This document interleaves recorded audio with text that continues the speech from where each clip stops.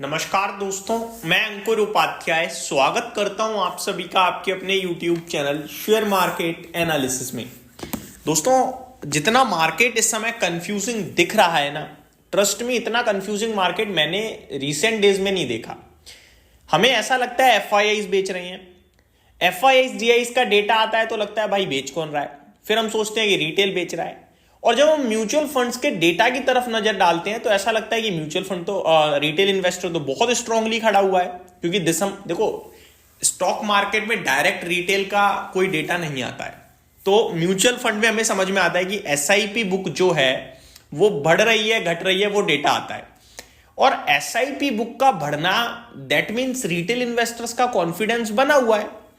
SIP book highest ever देखी हमने 26,400 करोड़ की दिसंबर में, और मार्केट कंटिन्यू बेसिस पे घट रहा है।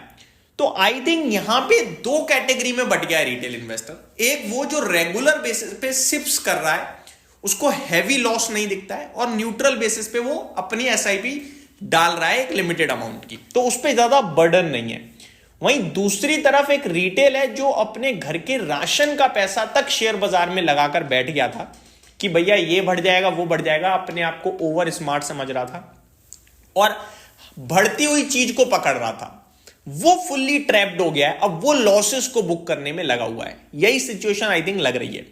आज एक बार फिर से भारतीय बाजार में पूरी तरीके से इन्वेस्टर्स की पोर्टफोलियो लाल निशान में गई है।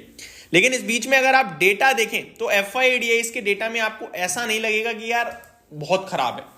FIIs 2254 करोड़ की सेलिंग करके गए हैं। इतनी सेलिंग में इतना पैनिक थोड़ी हो सकता है, ये रिटेल ने ही किया है।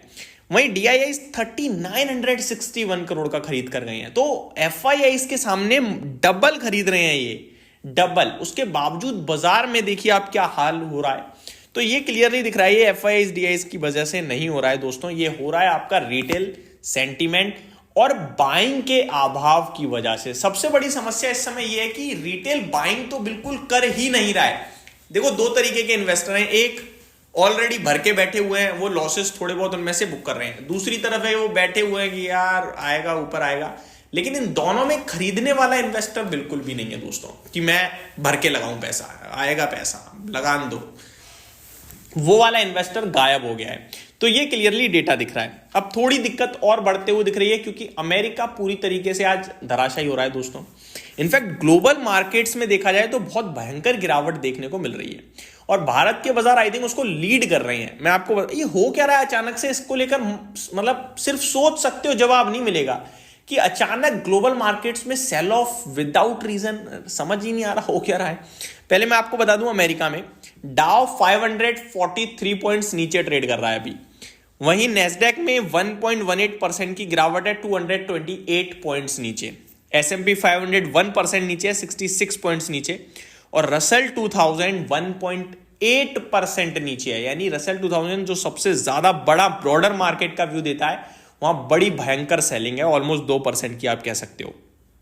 अमेरिका में विक्स अराउंड आप 6.5% उछलता हुआ देख रहे हो। अब आ जाते हैं यूरोप में, तो फिट्सी आधा % नीचे है, डेक्स बचा हुआ है, फ्लैट है, अभी फ्लैट टू नेगेटिव है, और कैक में 1/3% की गिरावट है।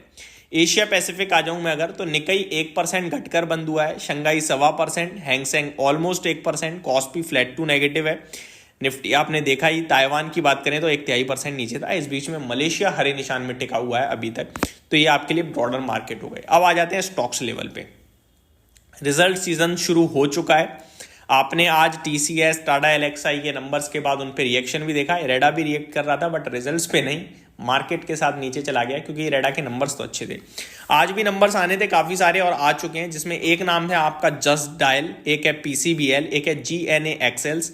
तो एक एक करके मैं नंबर्स कवर करता हूं शॉर्ट में। जस्ट डायल के नंबर्स, प्रॉफिट 154 करोड़ के सामने 130 करोड़ रह गया है quarter on quarter, and 92 crore से बढ़कर 130 करोड़ हो गया है ईयर ऑन ईयर बेसिस पे। तो ईयर ऑन ईयर तो बढ़िया दिख रहा है। रेवेन्यू 265 करोड़ के सामने 287 करोड़ है साल दर साल, तो ठीक है। मार्जिन्स 22.79% से 30% हो गए हैं ईयर ऑन ईयर बेसिस, बढ़िया। कामकाजी मुनाफा 60.4 करोड़ से 86.6 करोड़। तो साल दर साल जस्ट डायल ने सब कुछ अच्छा किया है, and I think in numbers को बाजार पॉजिटिवली ले सकता है। नेक्स्ट है पीसीबीएल यानी फिलिप्स कार्बन, ₹5.5 का डिविडेंड दिया है कंपनी ने। प्रॉफिट कंपनी का 150 करोड़ से 93 करोड़ पे रह गया है, बहुत खराब। रेवेन्यू 1660 करोड़ से 2000 करोड़ पे आया, तो रेवेन्यू बढ़ा है बट प्रॉफिट घट गया बिकॉज मार्जिन्स में थोड़ा प्रेशर है। 16.84% से 15.82% पे आ गया, तो मार्जिन्स में गिरावट आई है। कामकाजी मुनाफा 278 करोड़ से 318 करोड़ का है, तो मिले जुले लेट द मार्केट डिसाइड की अच्छे हैं खराब हैं। जीएनए एक्सेल शॉर्ट में बता दूं तो नंबर्स ठीक दिख रहे हैं। बाकी सीएससी ओपन मार्केट में आई गए थे नंबर्स, वैसे तो जीएनए एक्सेल्स के भी ओपन मार्केट में ही आ गए थे और स्टॉक कुछ घटकर बंद भी नहीं हुआ, तो दैट मीन्स अच्छे ही नंबर मानोगे आप। सीईएससी के ओपन मार्केट में आए खराब नंबर्स थे और शेयर भी 4.5% टूटता हुआ दिखाया आप सभी को। कल सैटरडे जरूर है लेकिन डीमार्ट के नंबर्स आएंगे और जैसे ही आएंगे मैं आप सभी के साथ डेफिनेटली शेयर करूंगा। यूएस का अनएम्प्लॉयमेंट रेट और भी बहुत सारे डेटा आते हुए दिख रहे हैं जो मैं आप सभी के साथ दिन के दौरान कवर करूंगा। अनएम्प्लॉयमेंट रेट की बात करें तो 4.2% का अनुमान था, 4.1% पे आया, तो ये अच्छा है। फिर भी अमेरिका नीचे जा रहा है, तो मार्केट ही वीक है दोस्तों, यही कह सकते हैं हम। तो इस वीडियो को यहीं पे समाप्त करते हैं, मिलते हैं कल ओपन मार्केट में, मिलते हैं कल कुछ स्पेशल वीडियोस के साथ। सैटरडे है तो वीकेंड को एंजॉय कीजिएगा, ज़्यादा टेंशन मत लेना, ये सब चलता रहता है मार्केट में। आपने शायद सेलिंग देखी ना हो अगर आप नए इन्वेस्टर हो तो, और ये सारी चीज़ें आपको कुछ ना कुछ सिखा के जाएंगी। Thank you so much for watching this video. Good night guys.